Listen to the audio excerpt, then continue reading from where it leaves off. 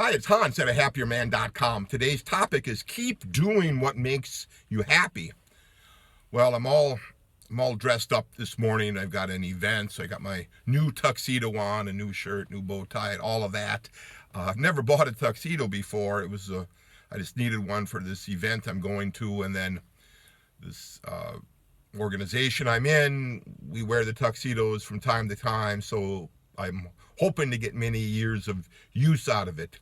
Incidentally, I bought a suit many years ago to get a job interview, and that suit has lasted me all these years. So I don't think, even though you spend a lot of money on nice clothes, if you keep using them, they probably will pay off over time. But getting back to the topic at hand, keep doing what makes you happy. The more time you spend doing stuff that makes you happy, the happier you should be, the happier you will be.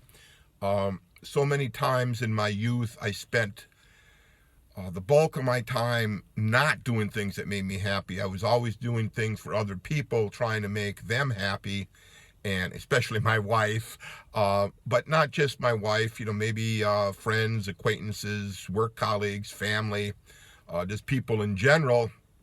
And that is, you have a finite time in your day to do things for yourself, and you need to focus your time on that. And if other people don't like that out of you, tough, you have to jealously guard your time, determine what you like to do those things. And if eventually you find out that you don't enjoy doing what you had been enjoying for some time, you have to make changes and move away from that. So we see this all the time. People start something and then they continue it for months and years and decades, even though they don't really enjoy it. It becomes a habit they don't really enjoy doing anymore. So you want to constantly be evaluating where you're at, your happiness levels. Are you looking forward to the next events, next things you're doing, or are you kind of wishing they were over?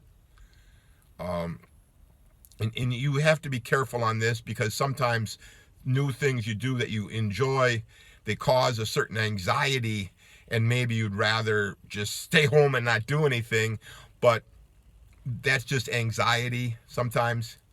But if there's a difference between anxiety and dread. Anxiety is normal for something a little bit out of your normal day-to-day routine, but dread is just I think you have to spend some time figuring out what the difference is for yourself. I used to do a lot of things that I dreaded and just wanted them to be over, and now I don't really have anything like that in my life. Everything is everything is so good.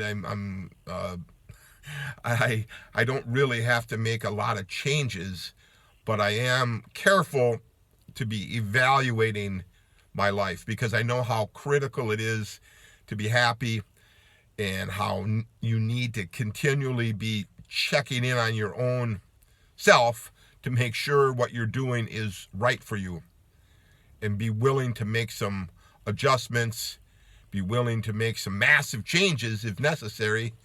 I guess I've talked about the massive changes I've made, leaving my wife and dealing with her successfully years later after the divorce was final, and getting different types of jobs to kind of make me happy, and kind of reevaluating my life to be a happier man. So those were like massive changes, and now I'm just in a more tweaking stage. But you may find yourself needing a massive change. You may be everything may be totally wrong for you, and in that case you have to make massive changes, right? Massive changes. If you have a bad marriage, get my book, check out my book, Leave Your Wife and Become a Happier Man with a 3-Step System, available on the happierman.com website. Check out the website. It's got some good notes, articles in general, things I do to make me happy, things I've observed other men make them happy. So give that idea some thought all for now.